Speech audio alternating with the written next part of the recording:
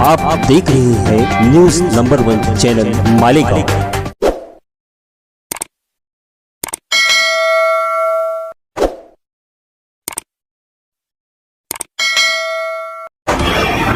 मैं हूँ रियाज शाह और आप देख रहे हैं न्यूज़ नंबर 1 चैनल मालेगांव। आइए नज़र डालते हैं कुछ खास। अस्सलाम वालेकुम। मैं फारूक शाह हाजी अनवर शाह आमदार धुलिया शहर। मैं अपने ताल्लुक़ से मुख्तसरन आप लोगों को बताना चाहूँगा कि मैं एक साधारण घराने से ताल्लुक़ रखता हूँ और मुझे किसी भी तरह का राजकीय वारसा, जिसको विरासत में सियासत बोला जाएगा, वो नहीं मिली।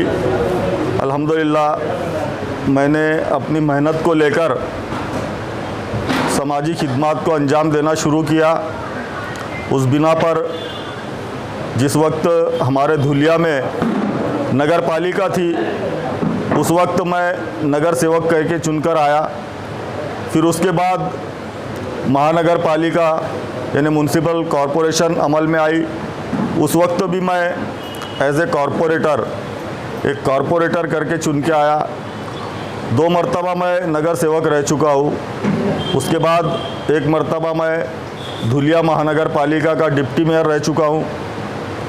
और उस वक्त जो मैंने शहर में तरक्याती काम किए और समाजी खिदमत को अंजाम दिया, उसकी बिना पर हमारे धुलिया के शहरवासियों ने मुत्तहिद होकर अल्हम्दुलिल्लाह मुझे एक आमदार कहकर चुनकर दिया। और मैं चुनकर आने के बाद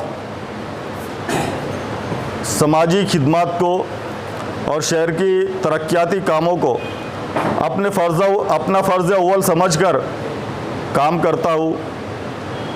हर हफ्ता मैं 2 दिन मुंबई जाता हूँ और वहाँ से ज़्यादा फ़ंड अपने शहर के लिए हासिल कर सकूँ, इसलिए पूरी कोशिश करता हूँ, पूरी मेहनत करता हूँ। और बकिया दिनों में मैं अपने ऑफिस पर पूरा वक्त देता हूँ, जहाँ पर सभी समाज के सभी मज़ाहिब के लोग आकर मुझसे राब्ता करते हैं और अपने मसाइल को पेश करते हैं। अल्हम्दुलिल्लाह वहाँ के जो हमारे कार्यकर्ता है, जो हमारे पार्टी के ओहदेदारान हैं और हमारे कॉरपोरेटर कार्यकर्ता सभी मिलकर मेरा साथ देते हैं और हम लोग बहुत अच्छी तरीके से शहर के अवाम के मसाइल को हल करते हैं। और अल्हम्दुलिल्लाह आज आप सब लोगों को ये बताते हुए खुशी महसूस हो रही है कि ये जो 2 साल का हमारा अरसा, इस 2 साल के अरसे में मैंने अपने शहर के तरक्याती कामों के लिए, विकास कामों के लिए अब तक तकरीबन 125 करोड़ रुपए मंजूर करके लाया हूँ। जबकि ये जो 2 साल थे, इसमें ऐसा हुआ कि पहले तो हमारे चुन के आने के बाद तकरीबन 1.5-2 महीने तक सरकार बन नहीं पाई थी। सरकार बनने के बाद भी ऐसा हुआ कि सीए और एनआरसी के मामला शुरू हो गए। फिर उसके बाद बाबरी मस्जिद का फ़ैसला सुनाया गया। उसमें भी पूरे मुल्क के हालात तहस नहस हो गए थे। उसके बाद में फिर कोरोना जैसी बीमारी ने हमारे जितने कामकाज है, वो सब कामकाज हमारे कोरोना की बीमारी की वजह से रुक गए थे। लेकिन फिर भी ऐसे कठिन वक्त में हमने अल्लाह पाक से दुआ की और अपनी खिदमत को जारी रखा, अपनी कोशिशों को जारी रखा। और अल्हम्दुलिल्लाह आज हम समझते हैं कि हमने अपना फ़र्ज़ अच्छी तरह से निभाने की पूरी कोशिश की है। आप लोगों को ये बताना ज़रूरी समझता हूँ कि जिस वक्त पूरे मुल्क भर में कोरोना के ताल्लुक़ से किसी को जानकारी भी नहीं थी, हमारे पूरे मुल्क भर में एक भी कोरोना का मरीज़ नहीं था, उस वक्त हमने हमारा अधिवेशन शुरू था तो हमने सोचा कि अगर खुदा न खास्ता हमारे मुल्क में, हमारे राज्य में, हमारे शहर में भी अगर कोरोना फैलता है तो हम उसके लिए हमको क्या उपाय योजना की जानी चाहिए, उसके लिए हमको क्या कोशिशें करनी चाहिए।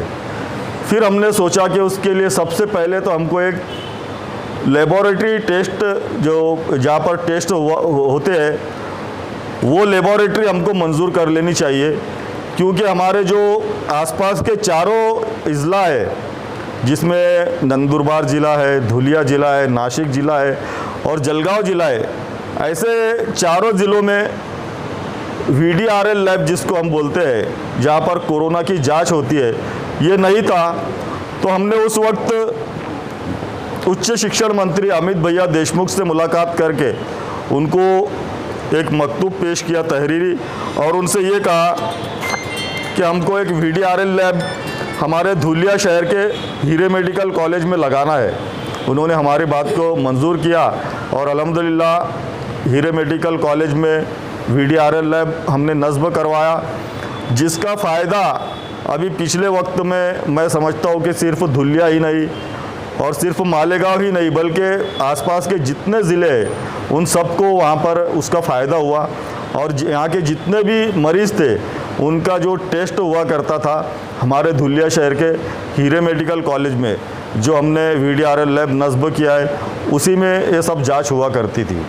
उसके बाद हमने अधिवेशन से आने के बाद हमारे मेडिकल कॉलेज में और हमारा जो जूना सिविल हॉस्पिटल है वहाँ पर जाकर तमाम डॉक्टर्स को डायरेक्शंस दिए, उनको हुक्म दिया कि हमारे यहाँ भी अनकरीब ही हम समझते हैं कि कोरोना यानी आने वाली है, इसलिए हम लोगों को उसकी पूरी तैयारी कर लेनी चाहिए।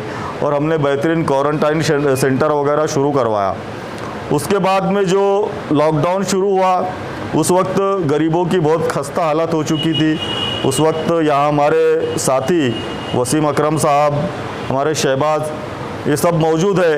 इन्होंने हमारा साथ दिया और हम लोगों ने, मैं समझता हूँ कि तकरीबन 150 टन अनाज हम लोगों ने मुफ्त में गरीबों को तकसीम किया। और जहाँ भी जैसे भी पूरे शहर को जहाँ हमारी ज़रूरत होती है उस वक्त हमारे कार्यकर्ता, हमारे वर्कर्स, हमारे कॉरपोरेटर्स वगैरह, हमारे पार्टी के ज़िम्मेदारान, हम लोग यकजा होकर हर हफ्ते एक मीटिंग लेते हैं और उसमें हम लोग ये तय करते हैं कि अभी शहरवासियों को, जो हमारे आवाम को किस बात की कमी है और किस बात की ज़रूरत है, उस पर हम लोग गौर खोज करके हमारी पूरी कोशिश होती है कि हमारे शहर के लोगों को, हमारी आवाम को किसी भी तरह के मसाइल का सामना ना करना पड़े, इसलिए हम लोग पूरी मेहनत करते हैं। मालेगांव शहर में इलेक्ट्रॉनिक मीडिया से मुखातिब होने का क्या मकसद है? कोई ख़ास मकसद नहीं, बस जैसे कि यहाँ आप लोगों ने देखा होगा कि मेरी ससुराल भी यहीं की है, मेरा समदियाना यहाँ है और हमारे दोस्त हाजी अब्दुल रहमान, ये हमारे साले अतीक भाई, और ये हमारे जवई, हमारे दामाद हाजी मोहसिन, इन सब लोगों से मिलने का दिल करता है तो मैं यहाँ आ जाता हूँ। और फिर आप लोगों से भी खुसूसी मोहब्बत है, इसलिए आप लोगों से भी गुफ्तगू होती है तो मुझे एक एनर्जी मिलती है, इसलिए मैं यहाँ आज आने का मेरा कोई ख़ास मकसद नहीं है। बस आप जैसे कि आपने मंत्रालय से 125 करोड़ रुपये का फंड लिया, तो धुलिया शहर में कहाँ लगे होते? उसकी तफसीली मालूमात मैंने इसमें लाया हूँ, और ये तो 125 करोड़ रुपए के यानी जो काम मैंने मंजूर करके ले आया हूँ, यानी उतना फ़ंड मैंने मुख्तस करवा लिया अल्हम्दुलिल्लाह। उसके बाद और उससे भी ज़्यादा काम जो मेरे प्रस्तावित है, और इंशाअल्लाह चंद ही महीनों में वो काम भी हम लोग पूरे मुकम्मल करने वाले हैं इंशाअल्लाह। उसका तफसीली मालूमात मैं आप लोगों को देना चाहूँगा, और अगर आप देखना चाहें तो धुलिया आकर आप लोगों को हमारे कार्यकर्ता यानी सड़कों पर फिरा कर बता दें कि हम लोगों ने ये काम किया अल्हम्दुलिल्लाह। बड़े काम बता देंगे क्या क्या? इसमें बड़े कामों में सबसे पहला ये है कि जैसे जो हमारे मेन रोड है उसमें मालेगांव रोड है, जहाँ पर दशहरा मैदान से लेकर तो गुरुद्वारा तक का जो रास्ता है उसकी हालत बहुत ख़राब हो गई थी। उसकी दुरुस्ती हमने, उसका रिपेयरिंग 1 करोड़ रुपए की लागत से किए। उसके बाद में हमने जो हमारा अक़लियती इलाकों में जाने वाला जो वर्जई रोड है, वो वर्जई रोड ऐसा है कि जिस पर हमारे विरोधकों ने, जो हमारे मुखालिफिन है, उन्होंने 20-20 साल राजकारण किया। लेकिन अल्हम्दुलिल्लाह आप लोगों को ये बताते हुए खुशी महसूस हो रही है कि 15 दिन पहले उसका हमने उद्घाटन भी किया और अल्हम्दुलिल्लाह उसका काम शुरू है। उसके लिए 7 करोड़ 65 लाख रुपए का निधि हमने मंजूर करके लाया है। उसके बाद जो एक हमारा अहम रास्ता है जिसको साकरी रोड कहा जाता है, उसके लिए 6 करोड़ रुपए मंजूर करके लाया हूँ और उसका काम भी अल्हम्दुलिल्लाह शुरू है। आप चाहे तो आकर देख सकते हैं। और उसके बाद जो 40 गाँव रोड है जिससे अक्सर आप लोग आते जाते हैं, आप लोग धुलिया आते हैं तो वही 40 गाँव रोड पे आते हैं। आप लोग 40 गाँव रोड से आकर एंट्री होती है। वो रोड की हालत भी बहुत खस्ता हो चुकी है। उसका अभी सर्कल का काम भी शुरू है और दोनों साइड से गटरें बनना शुरू हो चुकी है। उसका डामरीकरण हम लोग, मैं समझता हूँ कि अब बारिश भी ख़त्म हो गई है, महीने 20 दिन में इंशाअल्लाह उसका डामरीकरण भी हम शुरू करेंगे। उसको 4 करोड़ की लागत से हम लोग बना रहे हैं। उसके बाद में जो 40 गाँव रोड चौफुली से आप लोग आते हैं, आप लोगों ने देखा होगा कि अक्सर वहाँ पर ट्रैफिक जाम हो जाया करती है। उसके लिए 65 करोड़ रुपए का हमने उड्डान पुल मंजूर कर लिया है और उसकी निविदा प्रसिद्ध हो गई है, यानी टेंडर फ्लैश हो चुका है उसका। जल्दी उसका काम भी हम लोग शुरू करने वाले हैं। असल में जैसे अभी चुनाव आ रहे हैं आप लोगों के कॉरपोरेशन के, तो उसमें भी मुझे ऊपर से कुछ अहकाम मिले हैं कि आप खास करके यहाँ पर भी ध्यान दें। उसके ताल्लुक से मैं समझता हूँ कि यूनुस दादा जो है हमारे ईसा साहब, उनसे हमारी महीना भर पहले भी इस ताल्लुक से बात हुई है और इंशाअल्लाह हमारी कोशिश यही रहेगी कि अब की बार तुम्हारे मालेगांव म्यूनसिपल कॉरपोरेशन में इंशाअल्लाह ताला एमआईएम का महापौर हम लोग बिठाएंगे, एमआईएम का मेयर बनाएंगे।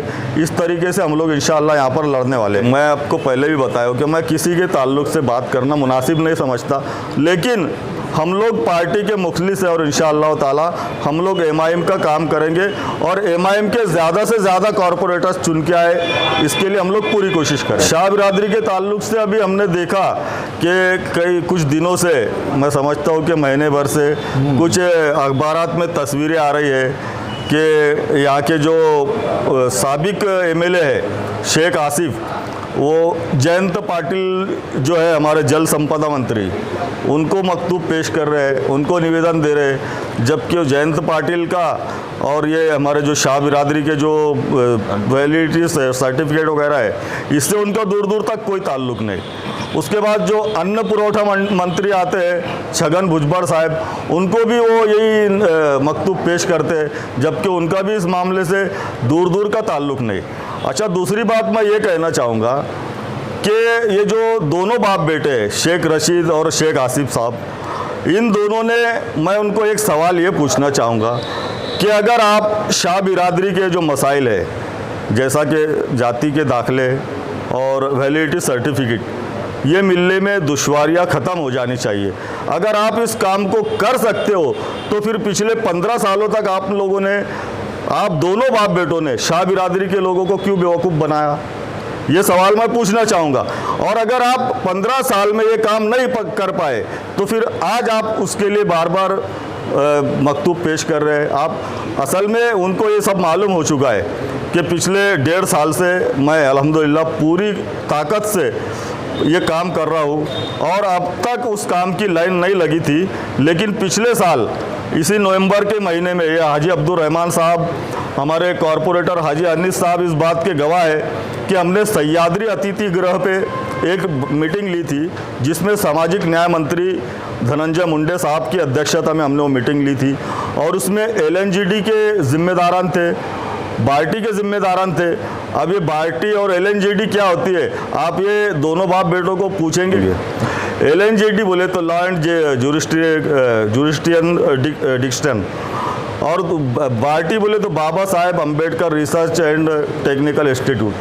इन दोनों ये जो कमेटियाँ है, इनके पॉजिटिव हवालात अल्हम्दुलिल्लाह इस मामलात में आ चुके हैं और इसके बाद में हम लोग एक फाइनल मीटिंग सामाजिक न्याय मंत्री धनंजय मुंडे साहब से करने वाले हैं। उस मीटिंग में इंशाअल्लाह वो हमारी बातों को मंजूरी मिल जाएंगी।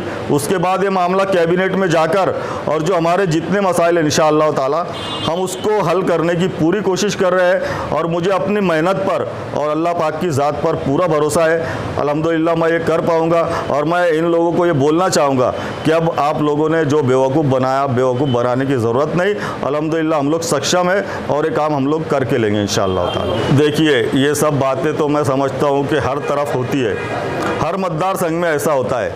अभी यहाँ तो इन्हें मैं समझता हूँ मालेगांव और धुलिया की सियासत में बहुत बड़ा फ़र्क है। यहाँ जो आपस में ही जो तनाव हमने देखा है, लेकिन हमारा जो मुकाबला होता है ये सब आरएसएस के लोगों से होता है।